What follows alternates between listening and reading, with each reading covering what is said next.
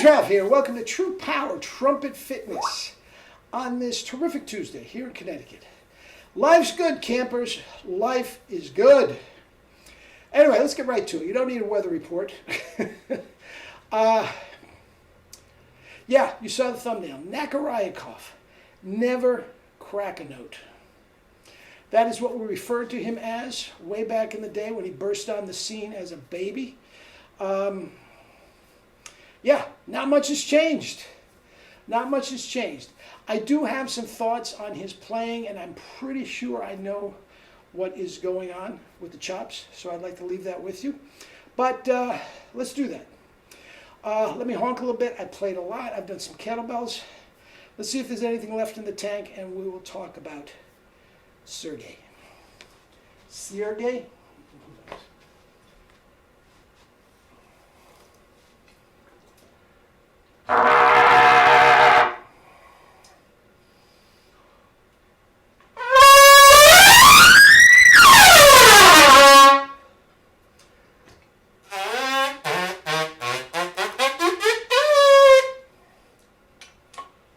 You know what?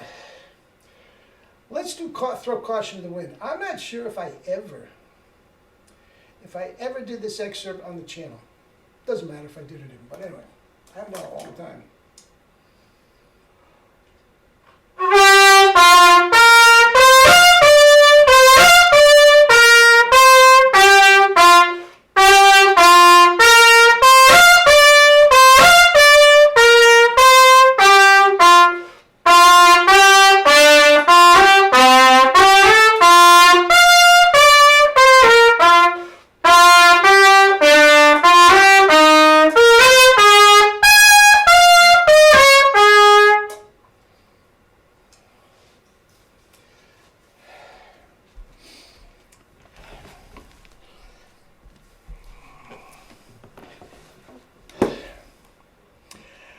That was weird. Anyway, as I said, I barely use the C trumpet.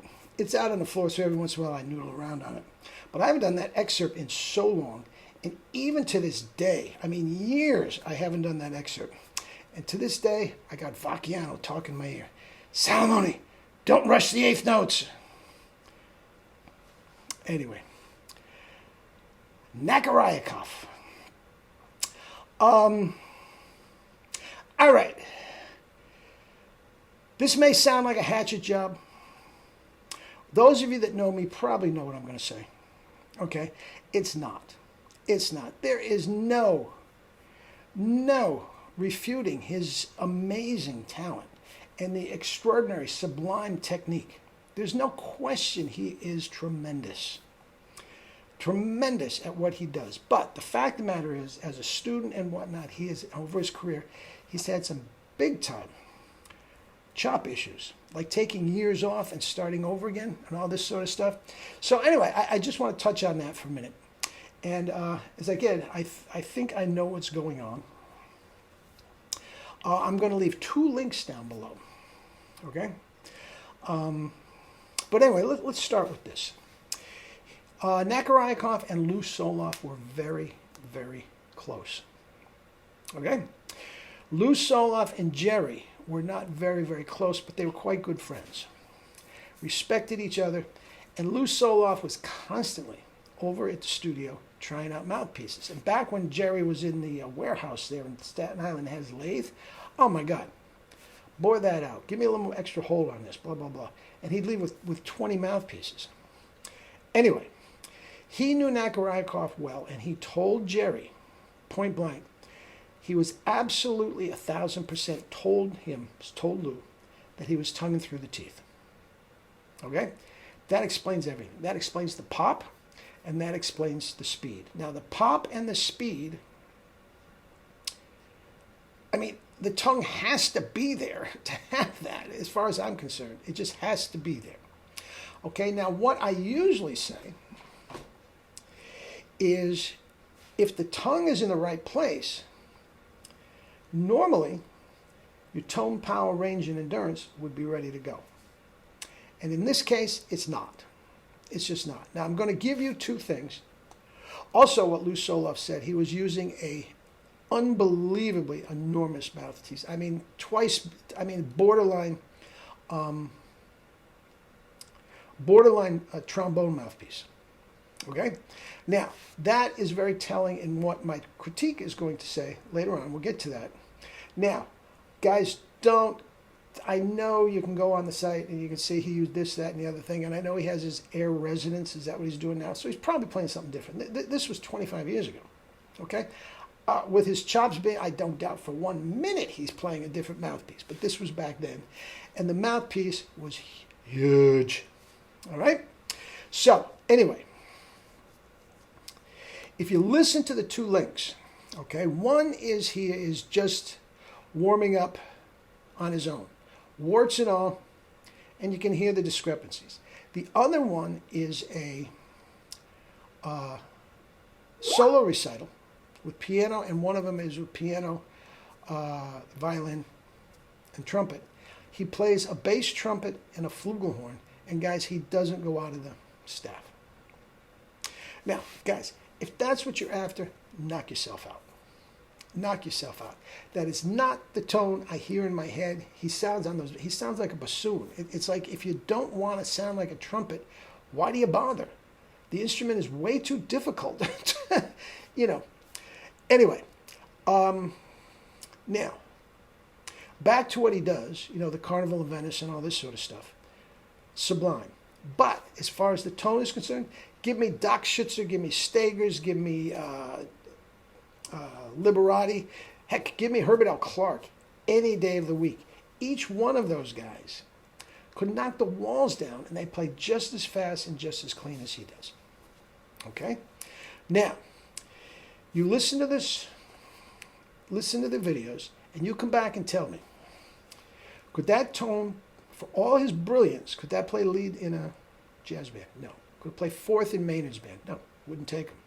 Could he play first in a strong symphony orchestra? No. Could he play fourth in a strong symphony orchestra? Somebody might take him. Chris Martin might take him. Bilger might take him. Mel wouldn't. Herseth wouldn't. Absolutely would not. Okay? Could he play in a brass quintet? Yes, he could play in a really delicate, soft brass quintet, say the Canadian brass. And he'd fit in perfect with those guys. He'd be perfect with. So there is a place for it. And again, if that's what you want, knock yourself out. This isn't the channel for you. If that's what you're after. All right? Now, his chops. If you look especially on the solo clip, you get great pictures of the chops. And those chopped corners are tight. Oh, God, they are so tight. And the reason is for the mouthpiece. You can't lock those chops in with that kind of a mouthpiece. You just can't. You can't. Okay? So what I'm pretty sure that he's doing, okay, with the aid of what Lou Soloff told us, the tongue is through the teeth, and this enormous mouthpiece, it gives him more room in his mouth to make the tongue go fast. Okay, fine. But the fact of the matter is, with that mouthpiece, he literally can't play a decent high C that anybody wants to hear. All right? Why?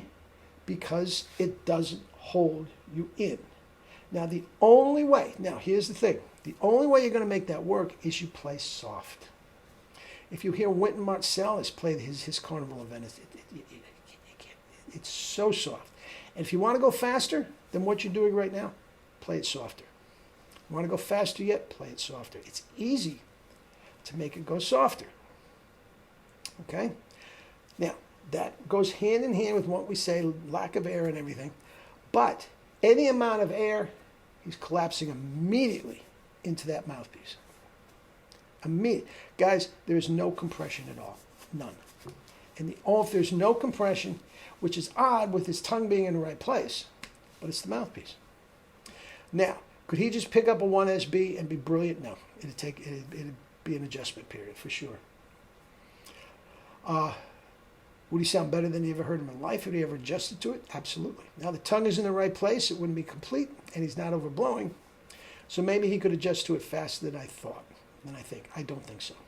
Guys, again, nothing against him. Brilliant, brilliant player. Not my cup of tea, But that is my synopsis on what I'm pretty sure is going on with his chops. All right. Comment down below. Love you all. Eat and drink your fruits and vegetables and live your life with true power. Love you all.